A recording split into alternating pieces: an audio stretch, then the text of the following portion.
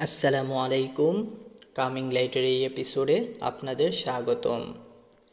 গত ভিডিওতে আমি বলেছিলাম ব্যায়াম মানব স্বাস্থ্যের জন্য কতটুকু উপকারী।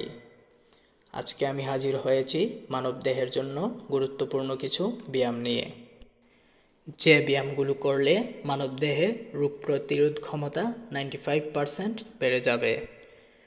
ভিডিওটি শুরু করার আগে আপনারা যারা এই চ্যানেলে নতুন, সাবস্ক্রাইব করে বেল আইকনে ক্লিক করে রাখুন পরবর্তী ভিডিও পাওয়ার জন্য। মানুষের শারীরিক এবং মানসিক সুস্থতার জন্য বিভিন্ন ধরনের ব্যায়াম উপকারী। তার মধ্যে গুরুত্বপূর্ণ কিছু ব্যায়াম হলো: নাম্বার 1, কার্ডিওভাস্কুলার ব্যায়াম। দৌড়ানো, সাইকেল চালানো, সাঁতার কাটা, হাঁটা ইত্যাদি।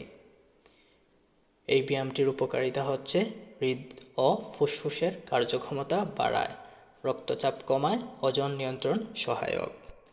Number 2, string training.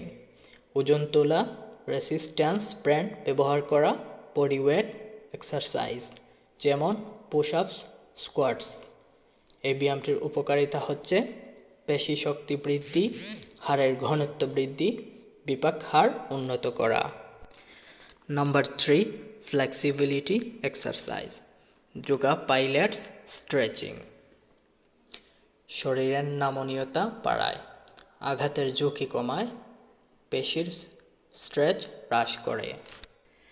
Number 4, balance exercise, তাই চি, যোগা, ব্যালেন্স বোর্ড।